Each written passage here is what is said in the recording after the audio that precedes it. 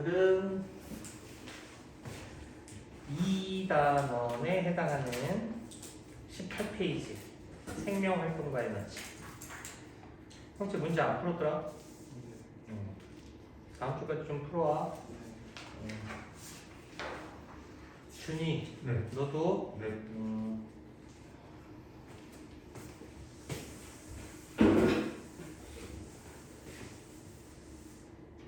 생명활동과 에너지.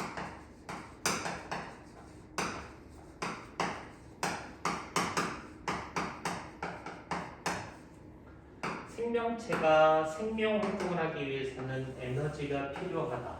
그 에너지를 꺼내서 사용을 어떻게 하느냐에 대한 내용이야. 두 가지 정리를 해야 되는데, 자, 먼저 연소라고 하는 반응이 있고 세포호흡이라고 하는 포도당이 분해가 되는 반응을 좀 비교해야 하는데, 무슨 얘기냐면 이 포도당을 생명체 몸 안에서 분해하는 거야.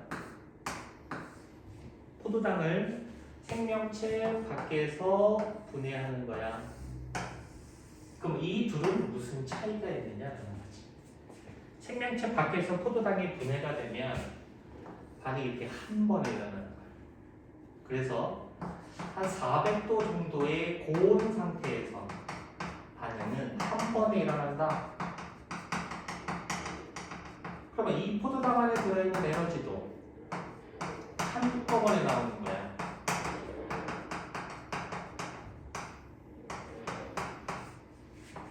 열번 빛의 형태. 그래서 포도당이 이산화탄소와 물로 분해가 되면서 이게 반응이 한 번에 일어나. 에너지가 한꺼번에 열과 빛으로 나오는 거야. 이걸 뭐라고 불러?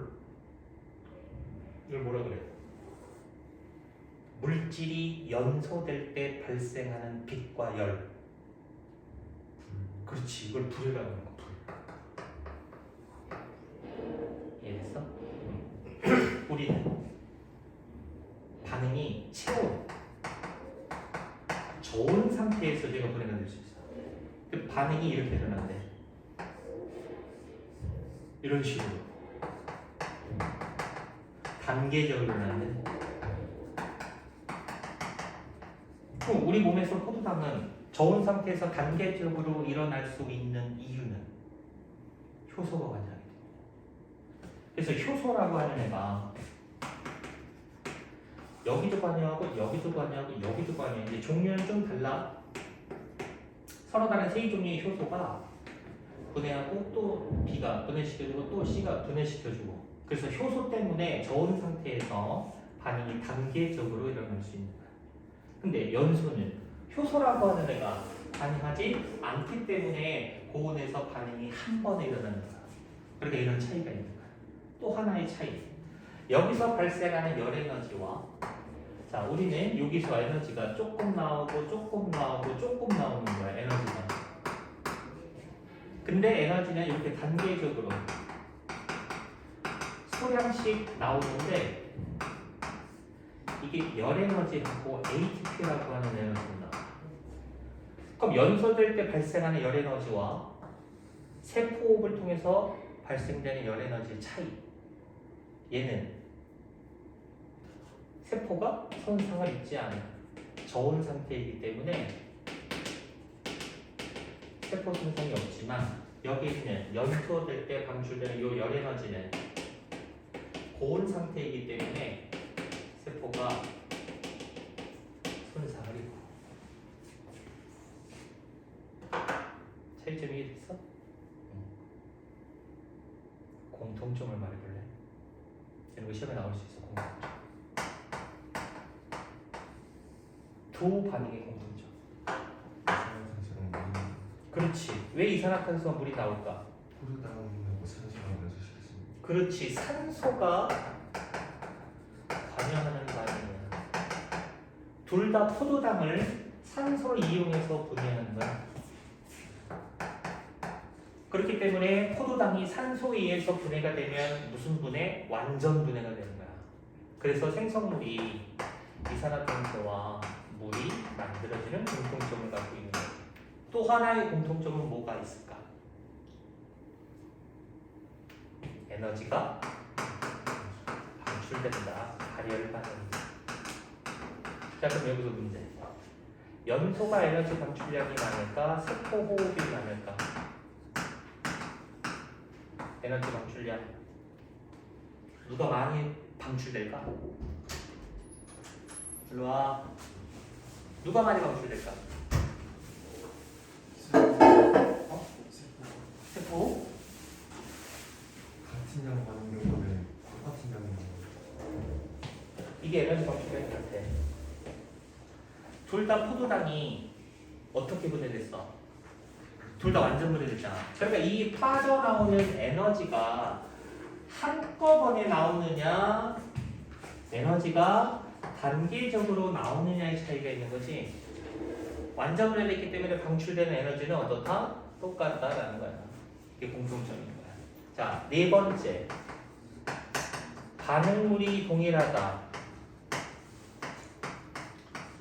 OX. 반응물이 동일하다. OX. 맞죠? 이거 X요. 왜 X지? 우리는 물기 있어요. 이게 세포의 반응이에요. 근데 연소는 이게 반응물이거든. 그래서 반응물이 동일하다. 그러면 이건 틀린 표현이야. 포도당이 분해가 됐다. 이거는 맞는 표현이 되는 거지. 이해됐어? 그런 거.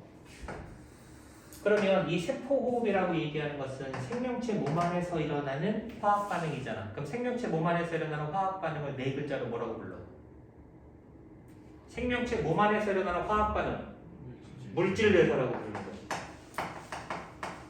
자, 그러면 물질 대사가 갖고 있는 특징 말할 수 있겠네? 그래, 효소가 반응한다. 또 에너지의 출입이 일어난다. 동화는 에너지가 들어가고 이화는 에너지가 방출되고. 세 번째, 어떤 식으로 일어났어? 반응이 단계적으로 일어났어.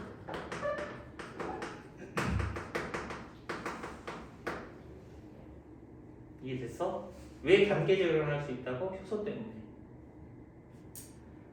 자, 봐봐. 이쪽은 에너지 값이다.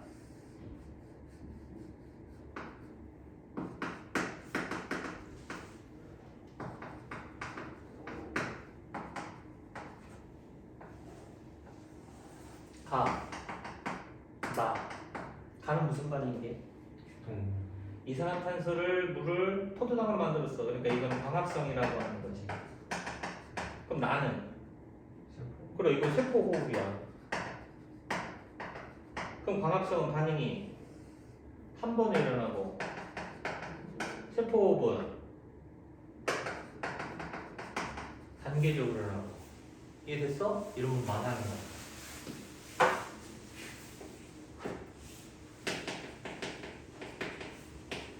물질 대사잖아. 그럼 이게 말이 돼? 말이 돼?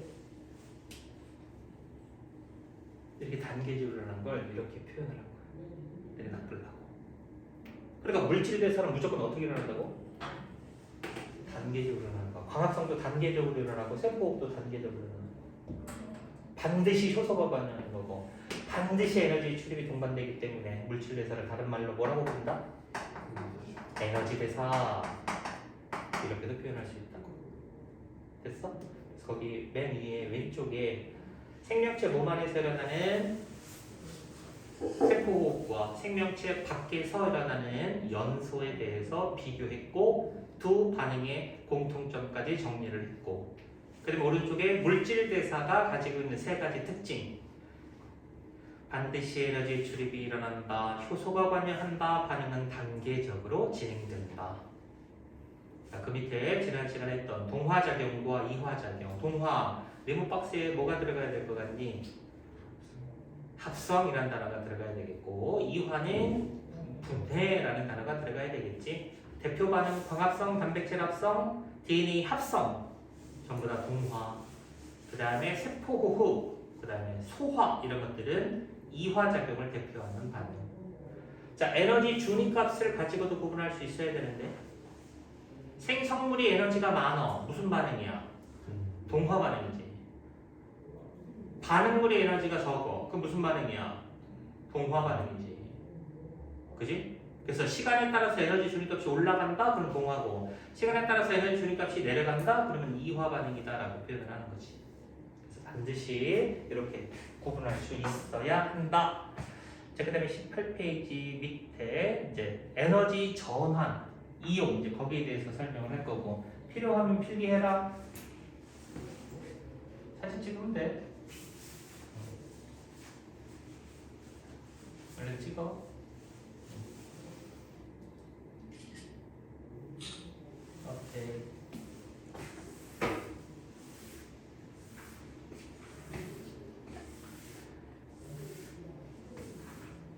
니네 나한테 교과서 안 가르쳐줬는데? 니네 교과서 뭐야? 생물 수업 한 번도 안 했어? 했잖아. 교과서 어떻게 생겼어? 초록초록해? 약간 파란색이 좀 들어가 있어? 주황색은? 주황색 파란색. 그러면 비상 같은데? 그럼 비상 같아. 비상나는. 비상 맞아? 너 학교 안 가냐? 생물 안 했어? 비상 맞을 것 같은데? 이거 줘봐. 비상인 거. 시험 범위도 나오고 있어. 벌써 나왔어? 네. 어디까지냐? 자극 전도까지였던 거. 전도까지만? 네, 전달 안 들어가다. 전달은 또 안 들어가고? 네, 전도까지. 알았다. 그럼 3-1의 흥분의 전도까지만 네. 적당하긴 하다. 근데 전달하고 근수 쪽을 좀 집어넣으면 좋은데. 그렇구나.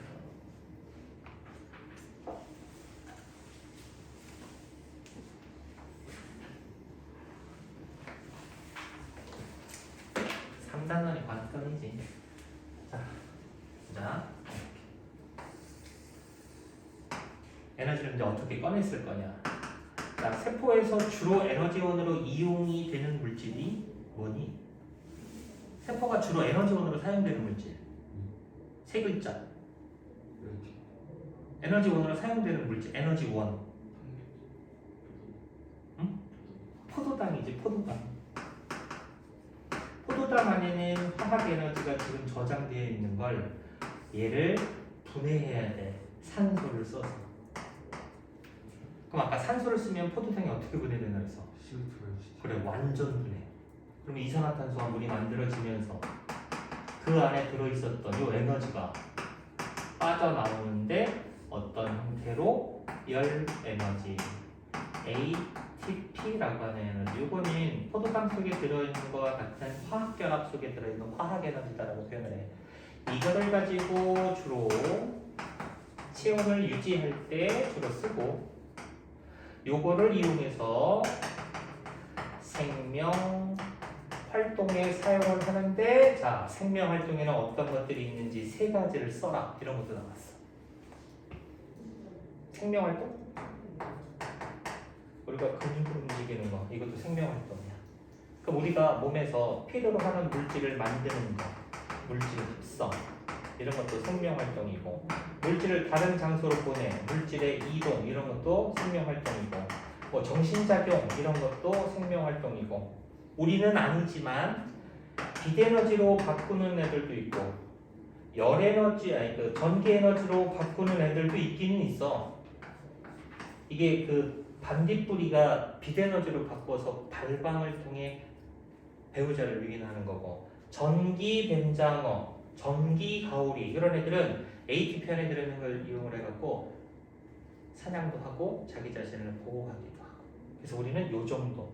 근데 여기서 좀 조심해야 되는 건 ATP를 이용해서도 체온을 유지하는데 사용이 된다. 이해됐어? 그래서 이 생명 활동에 직접적으로 에너지를 공급하는 물질 누구? ATP야. 자, ATP 안에 화학 에너지가 지금 들어있다 그래서 이거를 또 한 번 분해를 시키는 거야. 그럼 그 안에 들어있는 에너지가 나와 이런 활동을 할 때 그걸 쓰는 거지. 그래서 생명 활동에 직접적으로 공급할 수 있는 물질은 직접적인 에너지 공급원은 ATP다라고 적어야 돼. 자, 그럼 생명 활동에 필요한 에너지를 공급하는 에너지 근원이 어디냐는 물어봤어. 근원. 이거 어디서부터 온 거야, 이 에너지는? 그래, 포도당으로부터 온 거잖아. 그럼 포도당에 들어있는 에너지는 어디서부터 온 거야? 비드에너지로부터 온 거지. 우리는 포도당을 합성할 수가 없지. 누군가 만들어 놓은 걸 이용할 수밖에 없어. 근데 그걸 누가 만드느냐? 식물이 하는 거지. 자, 식물이 이산화탄소와 물을 이용하여 태양으로부터 오는 빛 에너지를 흡수해서, 이 빛 에너지를 흡수해서 얘를 빼서 붙여서 포도당을 만드는 거야. 그럼 이 포도당 안에 이 빛 에너지가 화학 에너지 형태로 이렇게 전환이 되어 저장이 되는 거야. 이거를 우리는 못 만드니까 음식으로 섭취해야 되는 거고, 그것을 소화계를 거쳐서 소화를 시키고 순환계를 통해서 이렇게 공급받아서 사용할 수밖에 없어. 그러니까 식물은 소화계, 순환계 이런 거 필요 없어. 엽록체에서 광합성을 통해서 이걸 만드니까. 우리는 이게 안 되니까 이거를 먹어야 되는 거지. 그 안에 들어있는 걸 에너지를 꺼내 쓰려면. 이해됐어? 그럼 식물은 이거는 지가 또 해, 분해해서. 그래서 여기서 에너지가 나오면 이걸 가지고 혼자 잘 살아? 지가 만들고 지가 분해하면서 혼자 잘 살아. 독립영양생물이라고 표현하는 거지. 근데 우리는 식물에게 어떻게 돼 있어? 종속되어 있잖아. 식물이 저걸 만들어주지 못하면 우리는 죽어. 그러니까 만들어준 걸 이용을 해야 되기 때문에 이런 게 필요한 거야. 자, 여기는 산소. 여기서부터 오는 거지, 여기서부터. 부산물인 산소는 이렇게 갖고 들어오지는 않지. 호흡계를 갖고 들어와서 순환계를 거쳐서 이렇게 공급을 시켜주는 거죠. 그래서 이런 거 우리는 합성할 수가 없기 때문에 소화계, 호흡계, 순환계가 도와줘야 돼. 자, 그러면 생명활동의 직접적인 에너지 공급원인 ATP 속에 들어있는 에너지, 포도당으로부터 온 거고, 그럼 포도당에 들어있는 에너지는 결국은 어디서부터 온 거야? 빛에너지로부터 온 거지. 그래서 빛에너지는 생명체가 살아가는 데 필요한 에너지 근원이야. 이해됐어? 빛에너지를 직접적으로 생명활동에 쓰는 애는 없어. 다 빛을 포도당의 화학연을 바꾸고 이거를 이렇게 바꿔서 이걸 다시 한번 분해되면서 나오는 에너지를 갖다가 쓰는 거야. 식물이든 동물이든 모든 생명체들은 ATP가 이용이 되는 거야. 맨 마지막에. 이렇게 생명 활동이 필요한 에너지를 공급해주는 이러한 반응을 세포 호흡이라고 부른다. 세포 호흡이 일어나는 장소가 어디니? 라고 물어봤어. 이거 넣어서 일어나게 주로 미토콘드리아에서 일어난다. 자, 주로란 표현을 썼다? 그럼 전부 다 미토콘드리아에서 일어나는 건 아니네. 포도당이 분해가 되는 반응은 총 3단계가 있거든. 1단계는 미토 밖에서 일어나, 세포질에서 1단계가 일어나고, 그 다음에 미토콘드리아 안에서 2단계, 3단계가 일어난다. 그래서 주로 미토에서 일어난다. 그러니까 세포호흡이 일어나는 장소, 미토콘드리아다. 그러면 돼. 이해됐어? 호흡 기질이 뭐니? 라고 물어보면, 자, 호흡 기질은 에너지원으로 사용이 되는 물질을 말해. 반응물. 에너지원으로 사용되는 물질. 뭐뭐뭐 있어? 탄단지. 여기 다 에너지원을 쓸 수 있지. 그람당, 그람당, 그람당. 외워야 돼 이거. 4kcal, 4kcal, 9kcal 이런 건 암기해야 돼. 이걸 왜 암기하고 있어야 되냐면 하루 섭취량을 계산할 수 있어야 돼. 단백질 100g 먹었대. 그럼 얼마 얻은 거야? 400kcal. 단백질 20g, 80kcal. 됐어? 지방 100g, 900kcal. 그럼 다 합치면 얼마? 1380? 그래. 내가 쓰는 게 1000? 그럼 남잖아. 살찌겠지. 비슷해. 그럼 그냥 체중 유지가 되겠지. 너무 많이 써. 2000. 그럼 어떻게 해? 체중 감소, 영양 결핍. 계산하는 문제는 안 줄 수도 있으니까 이건 알고 있어야 돼. 이해됐어? 그래서 이런 것들을 에너지원으로 사용되는데 주로 탄수화물의 포도당이라고 하는 것을 주로 에너지원으로 사용을 한다는 거지. 물론 이것도 다 에너지원으로 사용될 수 있지. 개념 이해되냐? 자, 또 하나. 세포호흡을 하려면 얘네들의 호흡이 있어야 되지. 자, 그럼 이런 건 어떻게 할 거야? 이런 건 노폐물이잖아. 이산화탄소가 많이 축적이 되면 우리 pH는 내려가. 산성으로. 그럼 죽어. 그럼 만들어진 이산화탄소를 어떻게 해야 돼? 그래, 몸 밖으로 빨리빨리 내보내야지. 어떻게 내보내? 이렇게 순환계를 통해, 호흡계를 통해서 이산화탄소를 내보내. 자, 여기는 물은 필요하면 쓰고 남는 거는 일부가 얘 따라 나가. 호흡계를 통해서 수증기 형태로 이렇게 빠져나가요. 대부분의 물은 순환계를 통해 여기로 가지. 배설계를 통해서 이렇게.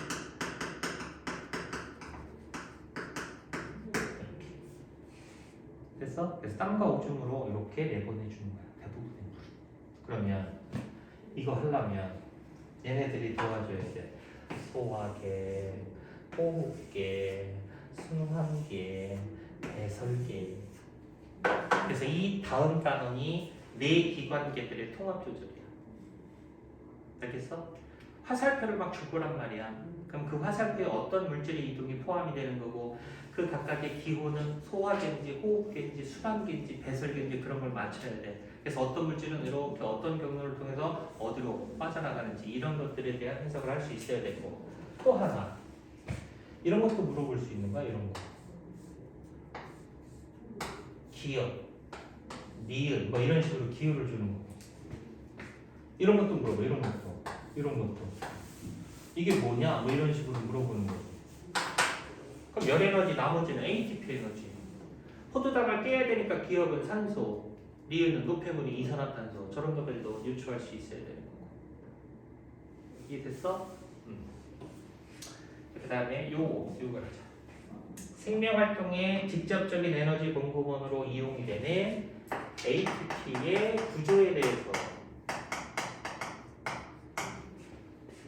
우리가 그냥 고1 때 이거 배웠을 거야.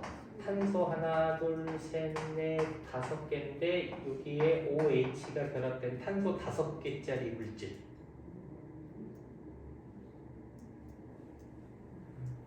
(1번) (2번) (3번) (4번) (5번) 자, 2번 탄소에 OH가 붙어있는 물질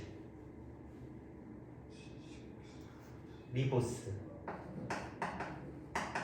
RNA를 구성할 때 사용이 되는 탄. 그럼 요건 뭐야? 산소가 없는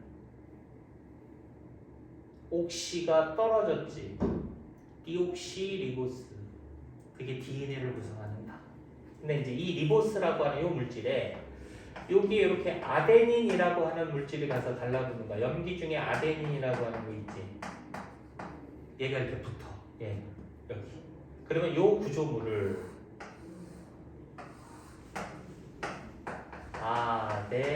아데노신이라고. 아데노신. 여기에 이제 인산이 5번 탄소에 여기 가서 붙는데, 자, 인산이라고 하는 화학식은 복잡하기 때문에 P 동그라미 이렇게 표현할 거야. 인산 여기에 하나가 붙는 거야. 하나. 자, 그러면 아데노신의 약자 A. 인산은 포스페이트라고 불러. 그래서 P 하나. 모노 아데노신 1인산이라고 표현하는 거야. 아데노신에 인산이 하나 붙은 거야. 하나. 자, 하나 또 붙어. 뭐라고 부르게? 아데노신에 인산이 2개. 다이포스페이트 2인산. 하나 또 붙어. 아데노신에 인산이 3개. 트리포스페이트 3인산. 아우 졸려. 일어나. 일어나서 들어도 돼.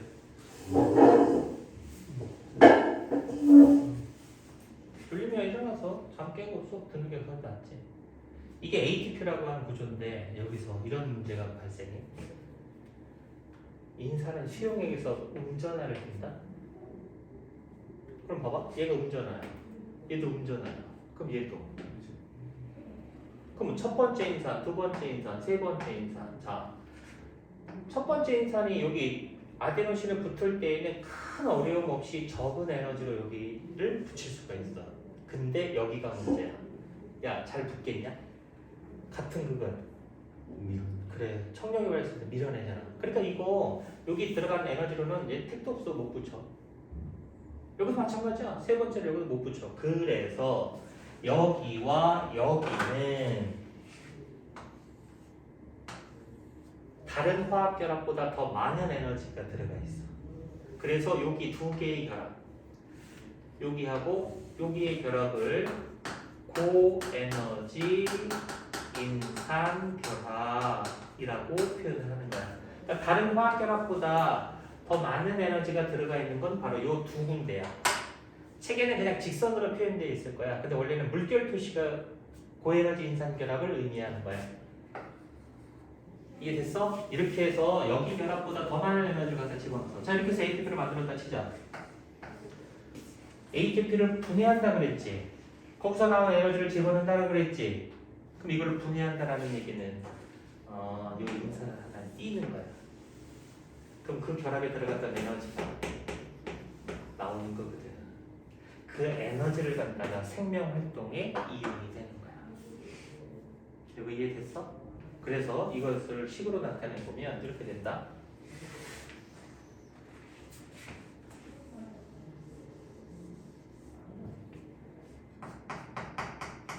ATP에서 인산을 띨 때 물을 이용해서 띄거든. 그럼 인산 하나 떨어지면 ADP가 되잖아. 그리고 인산 하나가 이제 떨어지고 그 결합에 들어갔었던 에너지가 나온다. 근데 그 나오는 에너지는 얼마냐면 7.3kcal가 나와. 이거는 1몰당. 1몰의 포도당을 분해했을 때 7.3kcal가 나오는 거야. 몰은 화학에서 열심히 해. 몰은. 우리는 그냥 1ATP당 얼마? 7.3kcal를 꺼냈을 수 있다. 그러니까 이거 하나 띄면 7.3kcal. 물론 이것도 또 띄면 여기서도 또 7.3kcal가 나오기는 하지만 웬만해서는 여기까지 잘 분해하지는 않고 여기서 이렇게 왔다 갔다 분해해서 꺼내 쓰고 다시 또 만들고 또 분해해서 꺼내 쓰고 다시 만들고. 자, 이렇게 진행되는 반응을 기억, 이렇게 진행되는 반응을 니은이라고 부르자. 그때 여기서 문제. 세포 호흡이 일어나는 장소가 어디다? 미토콘드리아다. 미토콘드리아에서는 어떤 반응이 일어나지? 기억, 니은 중에 미토콘드리아에서 일어나는 반응. 기억, 너 서서 졸다가 넘어지면 머리 깨져? 큰일 나. 기억, 니은.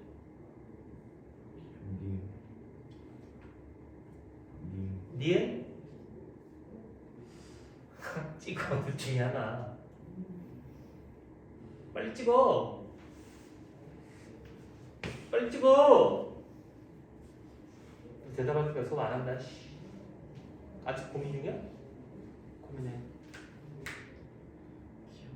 기억? 얘 기억이 왜 니은이네. 빨리 얘기해. 기억 둘이래. 얘네 다 기억이랬는데. 포도당을 분해해서 ATP를 만들어야 돼. 니은은 ATP를 합성하잖아. 합성. 이거는 분해잖아. 분해. 이거는 합성이고.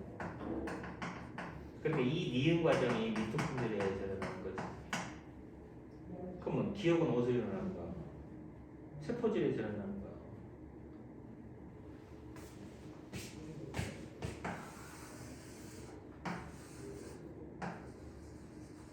뭘 그리는 거 아니야?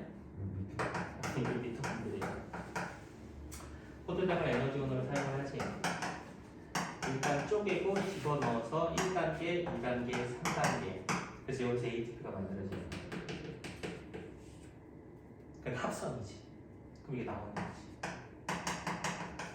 이 세포가 이렇게 인산을 띄면서 나오는 요 에너지를 사용을 하는 거예요. 그래서 분해가 되는 건 세포질에서 일어나는 거예요. 물론 다른 소비관에서도 일어날 수는 있겠지만 ATP를 합성하는 반응은 미토콘드리아에서 일어나는 거라고. 여기서 니은이야, 니은. 답이. 그런 거 조심해야 해. 아주 잘 틀려. 대부분의 기억이라고 표현한다. 만들어주는 건 미토. 분해해서 쓰는 건 뭐 다른 소기관이라든가 세포질에서 분해해서 쓰는 거. 근육세포도 마찬가지고. 만들어주는 건 미토야. 그러니까 근육세포가 미토콘드리아가 엄청 많아. 에너지를 계속 만들어내야 되기 때문에. 이거 이해됐어? 그래서 이렇게 세포가 직접적인 에너지 공급원으로 이용되는 ATP 구조에 대해서 설명했고, 자 그럼 봐봐. 포도당을 산소를 이용해서 완전 분해시키면 여기서 방출되는 에너지는 얼마냐면 686kcal가 방출돼. 근데 이것도 단위는 1몰당이야. 1몰당. 모를 필요 없어. 1포도당 686 이렇게 하면 돼. 자 그럼 포도당이 완전 분해될 때 나오는 에너지가 전부 다 ATP로 들어갈까? 이게 32개에 해당하는 에너지만큼 ATP로 가고 나머지는 열 에너지로 바뀌는 거거든. 전부 다 들어가는 건 아니야. 그런 거 틀린 보기야. 그럼 얼마나 들어갈까? 이걸 계산해 보면은 하나당 얼마나 그랬어? 7.3. 그럼 이걸 곱하기를 해보면 되겠지. 아, 686 중에 233.6 요 정도만 ATP로 들어가는구나. 몇 퍼센트에 해당할까? 약 한 34% 정도. 그러면 66% 정도는 열 에너지로 전환이 되는 거고, 약 34% 정도는 ATP로 전환이 돼서 사용이 되는 거고, 굉장히 효율은 높다. 이거 계산할 수도 있어야 돼. 그럼 단순하게 그냥 이게 에너지가 나오는 걸 갖다 쓴다 이런 거 알고 있어야 된다고. 그래야 얼만큼이 저장이 되는지를 계산해내고 효율이 얼마나 나오는지를 계산해 줄 수 있어야 된다. 이해됐어? 그래서 여기는 시험 문제로 나올 때 대략적인 것도 물론 알고 있어야 되지만 진짜 세세한 것까지 구석구석까지 교과서 그래서 꼼꼼하게 읽어야 돼. 처음부터 끝까지. 교과서 한 100번만 읽으면 아마 100점 맞을 거야. 물론 이제 문제를 선생님이 내준 것도 다 풀어야 될 거고. 그래서 세포호흡의 전체 과정에 대해서 설명했고, 간단하게만 소화계, 순환계, 호흡계, 배설계들이 어떠한 영향을 주고 받았는지, 그리고 생명활동에 공급되는 직접적인 에너지 공급원인 ATP가 어떻게 생겼는지. 이해됐어? 이게 거기 18페이지에 나와 있는 그 세포호흡 ATP, 그 다음에 오른쪽에 에너지 전체 과정 다 한 거야. 그럼 거기 네모 박스에 들어가는 거 설명할 수 있겠냐?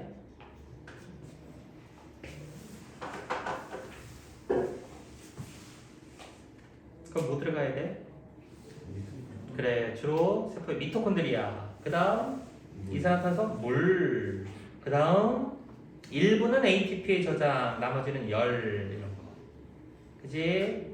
자, 그 밑에 구조 ATP의 구조. 그래서 아래쪽으로 가는 건 분해, 위로 올라오는 화살표는 ATP 합성. 그럼 미토콘드리아에서는 아래쪽이야 위쪽이야?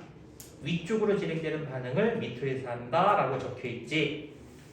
ATP 합성, 위로 올라가는 이 과정은 미토콘드리아에서 활발하게 됩니다. 그래서 오른쪽에 19페이지에 나와 있는 OX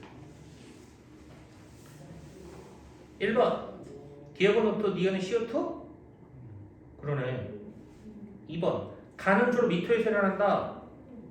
그래, 세포호흡은 미토에서 일어나는 것 같고. 3번 가에서 방출된 에너지는 모두 B에 사용이 된다. 땡. 몇 프로? 몇 퍼센트만 쓰여? 34% 정도만 쓰이는 거고. 3번은 X. 자, 4번 미토콘드리아에서 B 과정이 일어난다. 그렇지. B 과정에서 에너지가 흡수되냐? 오케이. A 과정을 통해서 ADP가 ATP로 바뀌는 거야? 순서. ATP에서 ADP로 바뀌는 거잖아. 틀렸네. 근육 운동할 때 A를 통해 방출된 에너지가 이용이 되냐? 여기 생명 활동이 근육 운동이 있잖아. 그치? 물질 합성할 때도, 물질을 이동시킬 때도, 정신 활동을 할 때도 끊어낼 때 방출된 에너지를 갖다 쓴다는 얘기지. 됐어? 그래서 이렇게 꼼꼼하게 잘 정리를 해야 돼. 자, 필기.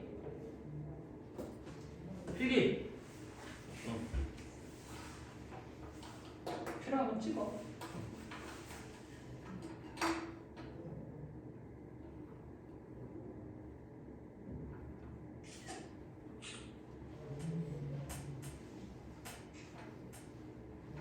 학교 수업도 열심히 꼼꼼하게 들어야 돼. 하나라도 놓치지 말고.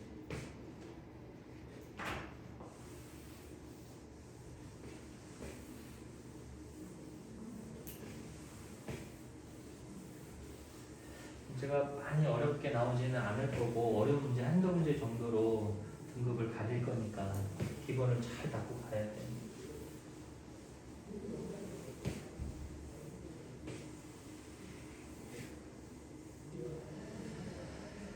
자, 생명체가 생명 활동을 하기 위해서 에너지를 필요로 하지. 에너지를 꺼내 쓰는 방법이 두 가지 방법입니다. 하나는 산소 호흡이라고 하는 걸 통해서 에너지를 꺼내고, 다른 방법은 무산소 호흡으로 에너지를 꺼내 쓰는 이런 두 가지 방식으로 생명체들은 에너지를 꺼내. 그럼 이 둘은 둘 다 포도당 안에 들어있는 화학 에너지를 꺼내는 건데, 산소 호흡이요. 포도당을 분해할 때 산소를 사용을 해서 이거를 깨는 거야. 그래서 산소를 이용하기 때문에 산소 호흡이다 이렇게 불러. 이 안에 들어있는 에너지를 꺼내는데 산소를 사용하지 않아. 산소를 사용하지 않고 이거를 분해해. 그래서 에너지를 꺼내 쓰는 거야. 그래서 무산소 호흡이라고 부르는 거야. 둘 다 포도당 안에 들어있는 에너지를 꺼내는 건 마찬가지인데, 산소를 써서 깨느냐, 산소를 사용하지 않고 꺼내느냐. 그럼 산소를 사용하면 아까 완전을 해야 된다고 그랬잖아. 그럼 이 안에 들어있는 에너지가 다 나오는 거야. ATP 몇 개? 아까 몇 개 나온다고 했냐? 32개 정도.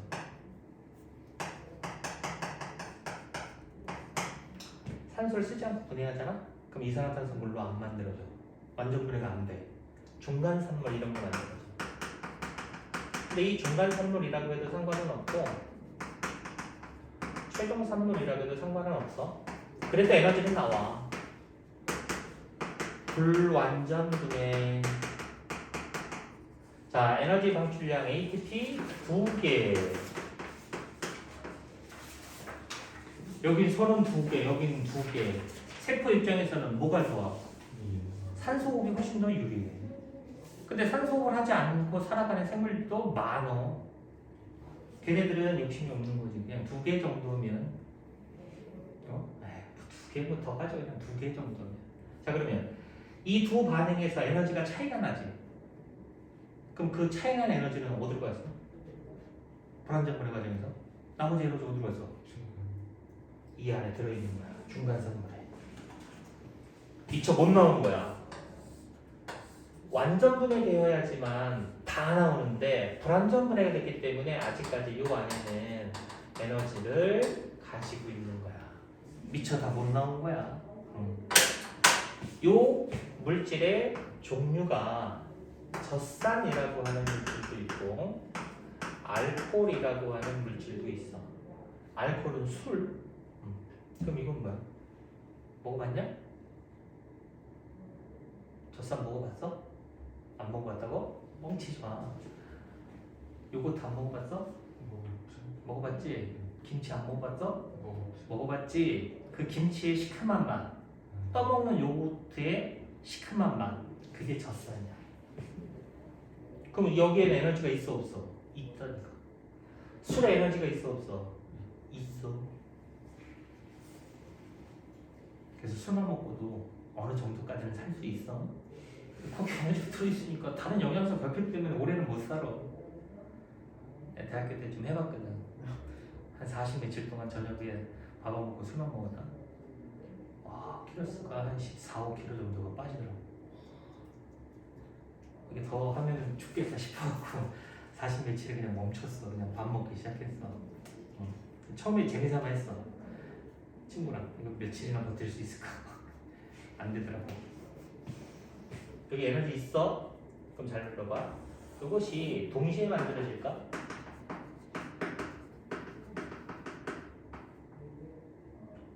이게 동시에 만들어지면 김치를 먹으면 취해야 돼. 요거트 먹고 취해야 된다고. 근데 그런 일이 일어나지 않잖아. 이게 동시에 합성이 되는 게 아니야. 그러니까 따로따로 일어나는 반응인 거거든. 이렇게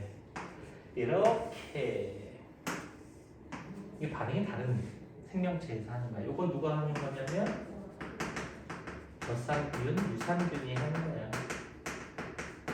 요거는 효모라고 하는 애가 하는 거야. 효모. 효모가 살아가는 방식이고 이거는 유산균이 살아가는 방식이야. 요때만 요게 하나가 더 나와. 요게 하나가 더 나와. 이산화탄소라고 하는 게 하나가 더 생겼어. 됐어? 이걸 이용하려고 무산소흡을 할까? 얘네들은 중간 산물을 이용하기 위하여 무산소흡을 할까? 얘가 술이 필요해서, 얘가 젖산이 필요해서? 아니, 얘네들의 관심은 어디 있을까?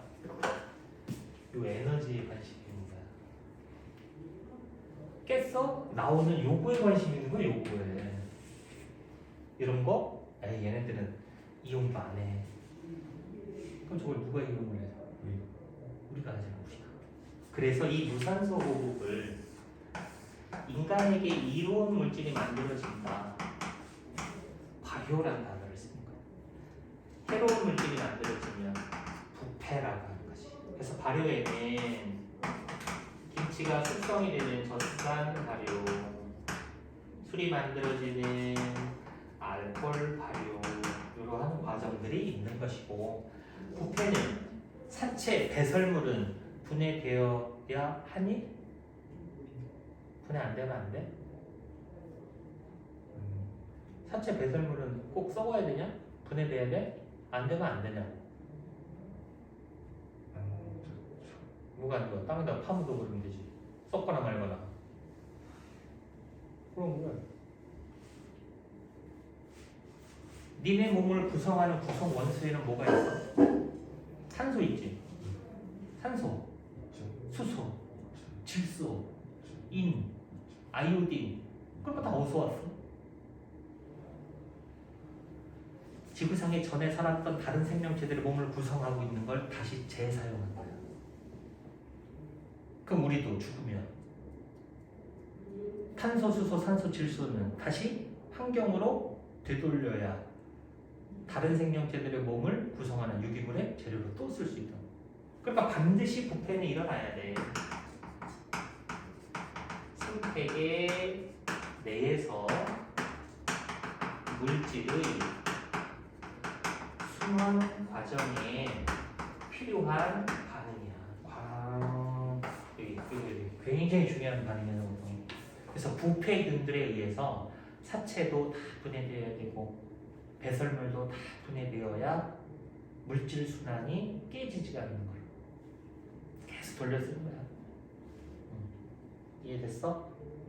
그래서 산소호흡과 무산소호흡의 일단은 차이점에 대해서 이제 한번 정리를 할 겁니다. 우리는 어떤 방식으로 근육에서 에너지를 꺼냈을까?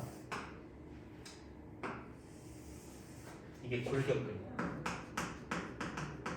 팔다리 붙어있는 근육이야. 나 지금 운동할 거야. 그럼 에너지가 있어야 되잖아. 그럼 누가 에너지를 공급해 주냐면 근육에 어느 정도는 ATP가 저장이 되어 있어. 조금 저장되어 있어. 얼른 에너지를 공급해 줘야 되기 때문에. 그래서 저장된 ATP가 얼른 ATP로 분해가 되는 거야. 그래서 이때 에너지가 나오는 거지. 요거를 골격근에다가 이제 공급을 시켜주는 거야. 그래서 이제 운동을 할 수 있게 되는 거지. 근데 금방 끝나. 한 3초? 3초 정도면 다 떨어져. 그리고 저장됐던 ATP가. 그러면 에너지를 또 누가 공급해 주어야 하냐면 근육에는 크레아틴 인산이라고 하는 에너지 저장 물질이 우리 근육에 저장되어 있어. 크레아틴 인산. 내가 에너지가 있는데 얘처럼 인산을 하나 띄는 거야. 인산을 하나 떨어뜨리면 요 인산이 떨어질 때 그 결합에 들어있었던 에너지가 방출되거든. 요걸 분해할 때 나오는 요 에너지를 가지고 얘를 요거를 다시 되돌려줘. 이렇게 공급해줘. 그럼 얘가 또 만들어질 거 아니야. 그럼 또 분해돼서 나오는 걸 또 갖다 공급해 주는 거야. 근데 이것도 금방 끝나. 한 18초 정도? 그럼 그 이상 운동을 하려면 누가 에너지를 공급해 주어야 할까라는 거야. 자, 근육에는 이런 게 저장되어 있어. 글리코젠, 탄수화물의 저장, 에너지를 저장하고 있는 물질이야. 이거를 일단 포도당으로 보내. 그리고 이 포도당을 무산소 호흡으로 이렇게 만들어진 두 개를 집어넣어 주는 거야. 근데 이 과정에서 이런 게 생겨. 젖살. 그래서 아파. 그게 근육입니다. 그 다음이 산소 호흡으로 이렇게 에너지를 공급해 주는 거야. 순서는 얘가 먼저 크레아틴 인산이 두 번째, 무산소 호흡이 세 번째, 산소 호흡이 네 번째로 에너지를 공급하는 퍼센트를 차지하고 있거든. 아니 양도 적어. 이게 만들어져서 아프기까지 해. 그럼 많이 공급해주는 산소 호흡을 먼저 에너지 공급원으로 사용돼야 되는 거 아니야? 그러잖아. 근데 왜 얘를 먼저 써?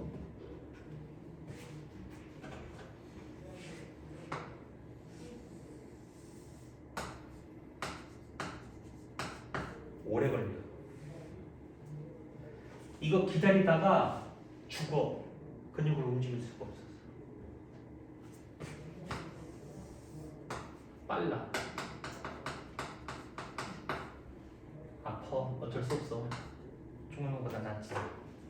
그래서 무산소호흡이 에너지원으로 먼저 공급이 되는 거야. 그러니까 갑자기 안 쓰는 근육을 막 사용하게 되면 알배기는 거지. 그게 저것 때문이야. 젖산 때문에 근육세포의 농도가 진해져. 그럼 주변에서 조직액이 근육세포로 막 들어가. 그럼 근육이 어떻게 돼? 부푸는 거야. 그게 알배기는 거라고. 손으로 이렇게 눌러봐. 얼마나 아픈데. 다음날 근육통을 빨리 해소하고 싶어. 침대에 가만히 누워서 쉬는 게 좋을까? 움직이는 게 좋을까? 움직이는 게 좋아. 젖살은 말이야. 빨리 분해가 되기 위한 조건이 산소 공급량을 늘려주면 돼. 그러니까 유산소 운동을 그 다음날 운동선수들이 하는 거야. 간단하게 조깅이라든가 그 다음에 자전거 타는 거라든가 계단을 오른다든가 그러한 유산소 운동을 통해서 산소 공급량을 늘려주면 빨리 분해가 되는 거야. 그러니까 우리 근육은 젖산 발효와 같은 무산소 호흡도 일어나고 산소 호흡으로 인한 과정도 일어난다. 근데 여기서 헷갈리지 말아야 되는 게 우리 근육에 막 유산균들이 있어갖고 젖산을 만드는 건 아니지. 이거 유산균이라는 거 아니야 이거. 이래서 아까 포도당이 미토콘드리아 못 들어간다 그랬지. 그래서 1단계가 세포질에서 한다 그랬잖아. 그때 이게 생겨 여기서. 이게 1단계야 사실. 그다음에 2단계, 3단계는 이제 여기로 보내줘서 하는 거야. 어쨌거나 이렇게 근육이 필요한 에너지는 이런 식으로 공급이 된다. 이건 자료 해석형 문제가 나올 수도 있고.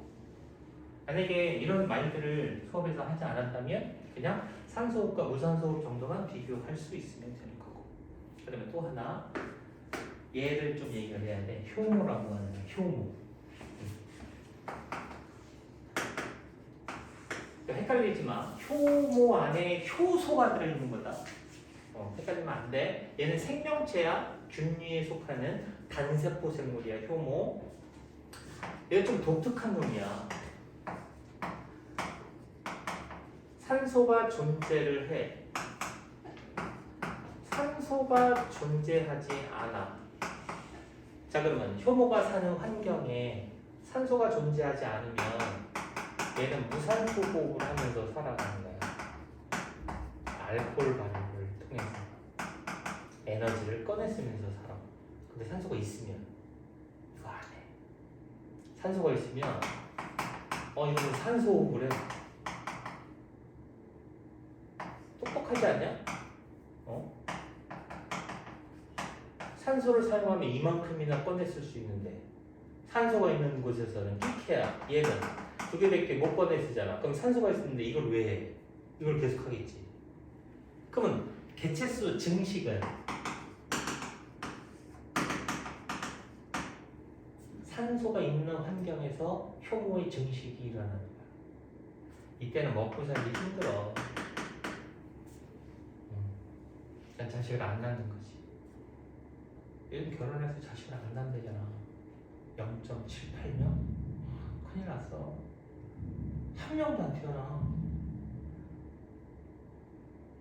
10년째 꼴등. OECD 국가 중에서 10년째 출산율 꼴등인 나라가 우리나라야. 0.78명? 큰일 났어. 어떡하냐.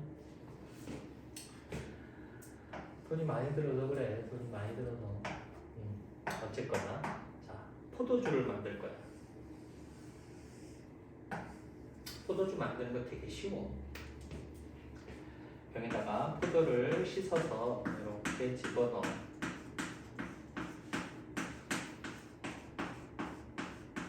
그 다음에 이 뚜껑을 있잖아. 뚜껑을 완벽하게 밀봉을 해요. 그러고 나서 한 2달 놔두면 이 안에서 포도주가 생겨요. 근데 만약에 밀봉을 제대로 못했어. 안 생겨. 꼭 밀봉을 해야만 생겨. 포도주가.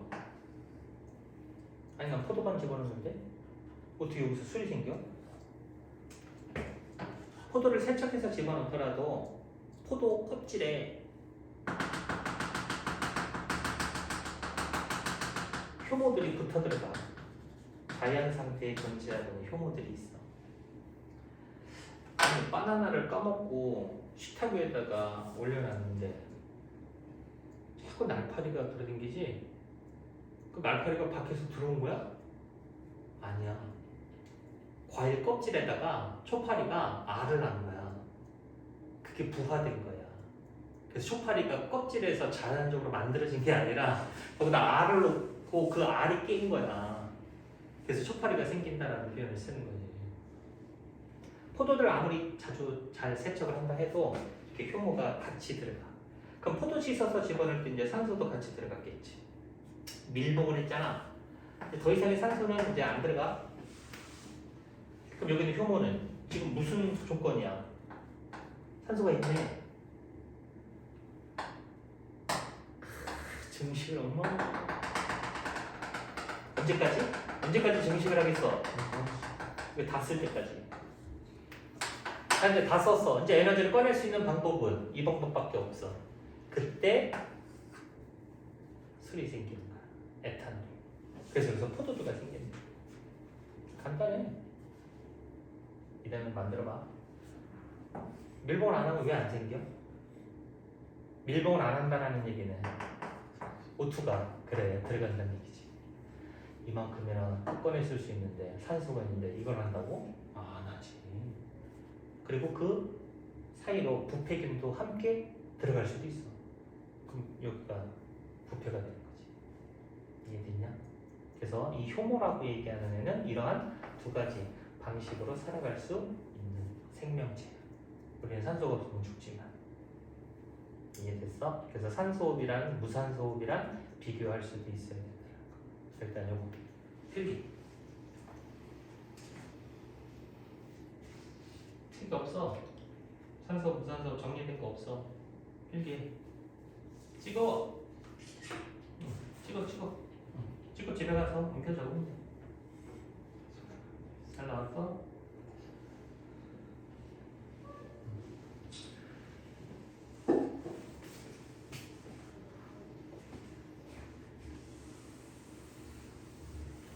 뭘 하려고 이 얘기를 했냐? 이거 하려고 한 거야.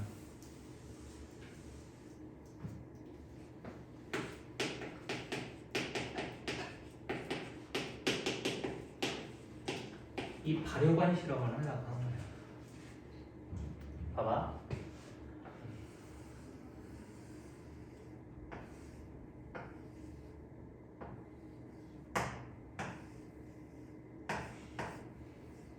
이게 발효관이야 이름이. 증류수 집어넣고 이 안에다가 포도당 집어넣었다. 그리고 효모액을 집어넣었어. 효모액을.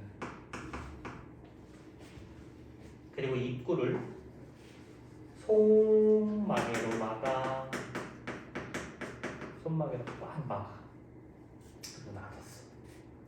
일주일 후 손마개를 제거했더니 술 냄새가 나.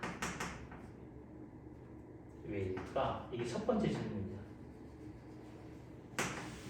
시간이 지난 다음에 마개를 열고 냄새를 맡아봤더니 술 냄새가 나더라고. 첫 번째 질문. 그 다음에 두 번째 질문은 여기 공간. 여기 공간을 맹관부라고 표현해. 맹관부. 자, 시간이 지나잖아? 그러면 이 공간이 커진대 맹관부가. 그럼 이렇게 공간이 이렇게 커진다라는 얘기야. 이게 왜 커질까? 이게 두 번째 질문이야. 세 번째 질문은 여기서 용액을 좀 덜어내. 조금. 똑같은 양에 해당하는 수산화 칼륨 수용액을 넣어줘. 덜어낸 양만큼. 시간이 지났더니 얘가 다시 작아져. 얘 왜 작아져? 이게 세 번째 질문이야. 실험 이해됐어? 자, 왜 이렇게 제거했을 때 술 냄새가 났을까? 이유. 솜으로 입구를 막았다라는 얘기는 O2 공급을 차단한 거야. O2가 못 들어가게 한 거지. 그럼 이 안의 상태는 무산소 환경이잖아. 이해됐어? 자, 무산소 환경에서는 효모가 뭘 해? 알코올 발효를 하잖아. 그래서 알코올, 에탄올이 생성되었기 때문에 술 냄새가 났던 거야. 이거 적을 수 있어야 되는 거야, 서술이. 자, 두 번째. 이게 왜 이렇게 커져? 알코올 발효 과정에서 기체도 함께 생성이 되었기 때문이야.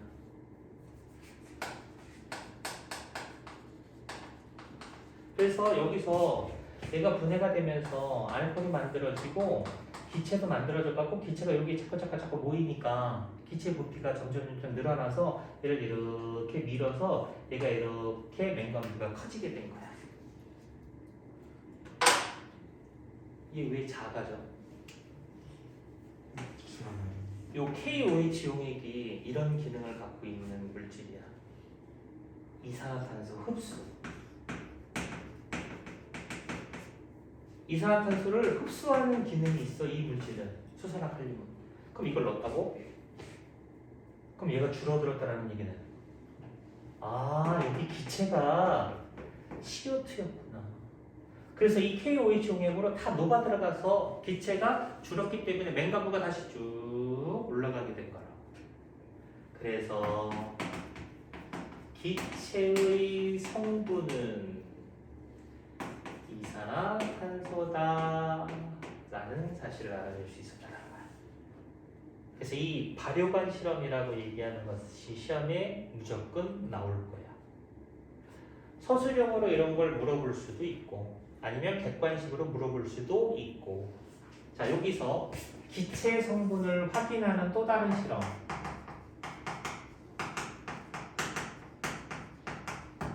석회수에다가 집어넣는 겁니다.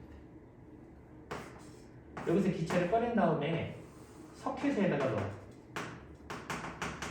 결과가 만약에